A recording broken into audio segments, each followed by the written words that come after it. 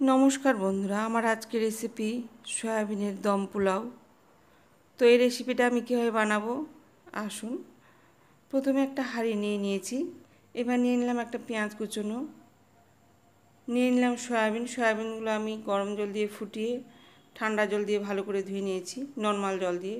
নিয়ে নিলাম তেজপাতা, জয়িত্রী, দারচিনি, দুটো শুকনো লঙ্কা, একটা কালো বড় এলাচ,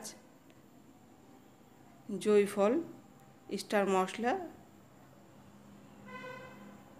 সাদা এলাচ, লবঙ্গ, গোলমরিচ, হলুদ, স্বাদমতো লবণ, আদা রসুন জিরে বাটা দিয়ে ভালো করে মেখে নেব।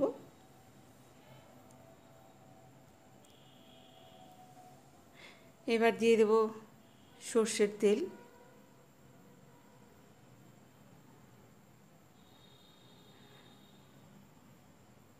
দিয়ে দিলাম ধনে গুঁড়ো, সামান্য শুকনো লঙ্কার গুঁড়ো,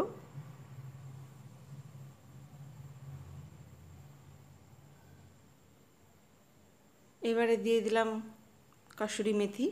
এবার ভালো করে মেখে নেব সবগুলোই। এবার দিয়ে দিলাম গোবিন্দভোগ চাল, ভালো করে ধুয়ে জল ঝরিয়ে নিয়েছি। আবারও আমি ভালো করে মেখে নেব সবগুলোকে। 2 চামচ দিয়ে দিলাম গাওয়া ঘি,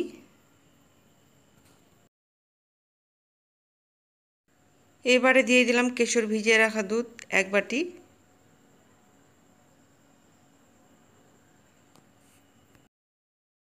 হাফ চামচের মতো চিনিও দিয়ে দিলাম,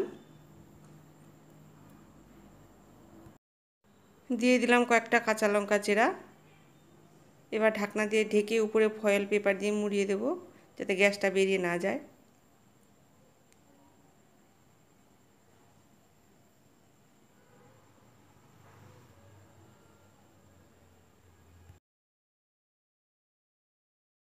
উনুন জ্বালিয়ে দিয়েছি। এবারে একদম লো আছে 15 মিনিট রেখে দেব দমে। যেহেতু চালগুলো 1 ঘন্টা ভিজিয়ে রেখেছিলাম, তাড়াতাড়ি সেদ্ধ হয়ে যাবে। 15 মিনিট হয়ে গেছে। এবার আমি গ্যাসটাকে অফ করে ফয়েল পেপারটা খুলে নেব। ঢাকনা খুলেই খুব সুন্দর একটা স্মেল পাওয়া যাচ্ছে।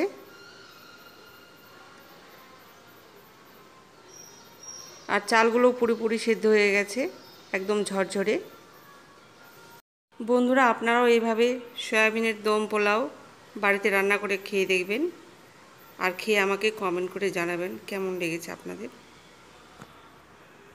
সহজ পদ্ধতিতে দারুণ রেসিপি।